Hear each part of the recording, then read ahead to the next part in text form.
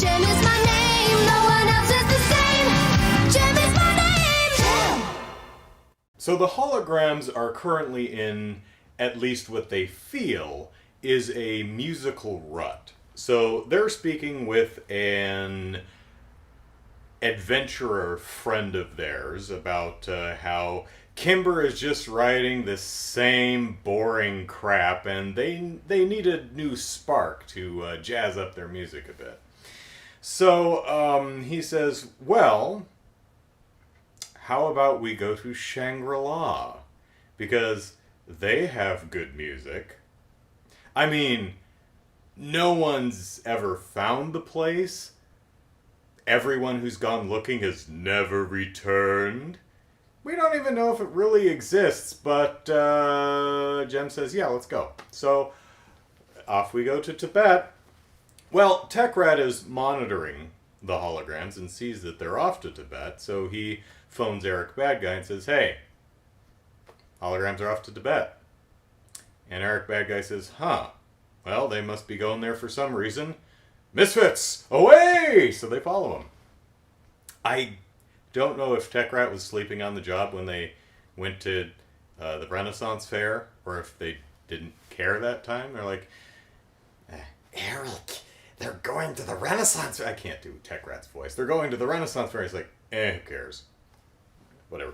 So off to the Himalayas they go. And they hire a Sherpa guide, and they're wandering through the snow, and oh my gosh, it's the Abominable Snowman.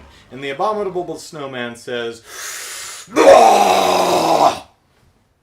And JEM says, I think he's nice. She's right. Mr. Yeti was just looking for cuddles.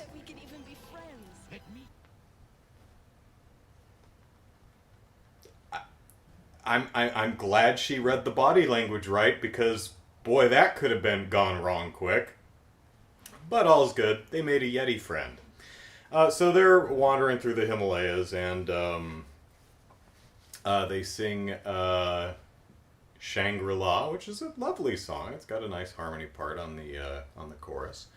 And the vocals and the music track are in sync, so it was pleasant to listen to, so that's nice. Meanwhile, the Misfits are following behind, and they're like, if we climb up this sheer cliff face, we can, it's a shortcut. None of them are mountain climbers, but they go up anyway, and then they fall off, but luckily they have safety equipment on, so they don't die. I mean, they may break their backs on the fall, but, so they're all hanging off the end of a cliff, and, they're hanging there long enough that the shortcut doesn't matter. JEM and the holograms come across the top, and they rescue them in the most confusing rescue sequence I have ever seen. Now, I was thinking just grab the rope and haul them up, but no, they have this weird two-tier plan where they come down next to them and help them up, and then they get on the ground and boost them up, and it's like, would they save the Misfits, and all that's all that matter, and the Misfits go, okay, bye. So the holograms now have to climb up themselves. So they're now well behind. I don't know why they're nearly a day behind, but I mean, they seem to be pretty good at climbing mountains. It's not like the Misfits cut their rope or anything. They just left. Okay. So the Misfits get to a village, and they say, hey,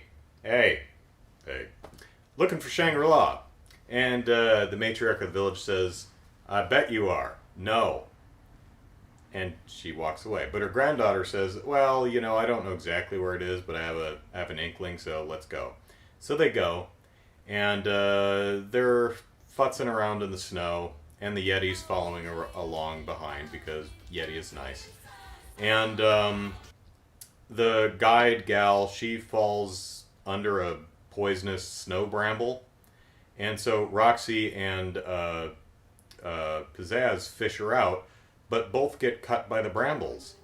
And Roxy tears her damn hand wide open, and it bleeds, and I'm like, whoa, wasn't expecting that level of gore in an 80s cartoon for children. I approve.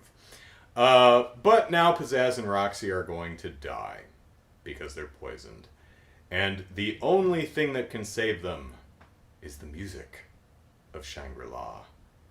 But can anyone get there? Will the matriarch of the town allow anyone to get there? How are they going to carry Roxy and Pizzazz back to the little village in the first place? Well, the Yeti politely offers to carry them by saying, and like, I think he's trying to help.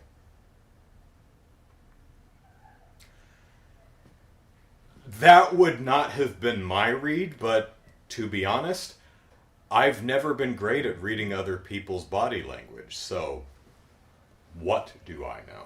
There's one interesting part where the Yeti bends down to pick up Pizzazz, who's delirious with fever, and she's like, Daddy, is that you? Oh. I'm rooting for you, Pizzazz, but I ain't putting money on that relationship with your father working out.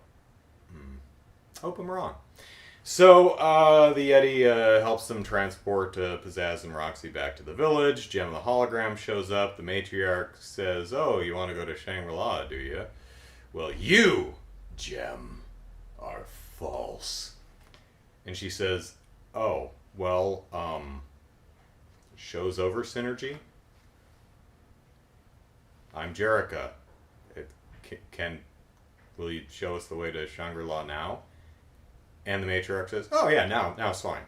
So, gives her a map. They go to Shangri-La. They learn the awesome music of Shangri-La. Well, JEM does, and Kimber and Shayna and everyone else have a picnic. And they're thinking, it's really nice here, maybe we'll stay. And JEM's like, yeah, no, I know the Misfits are awful, but we do need to save Roxy and Pizzazz, so on your bikes. So they get up and they leave, leaving the entire picnic spread behind like litter bugs. Yeah, see if Shangri-La welcomes you back, Holograms. See if they welcome you back. So they get back to the little village and they sing Let the Music Play, and Pizzazz and Roxy are magically fine. And so the Holograms go home with new music so that they can have a bit more variety on their next album. And the Misfits try to find Shangri-La, but they can't. Because they're not pure of heart or something. But at the very least, we know that Roxy is on point with her hat game. Yeah. Looking good, Roxy.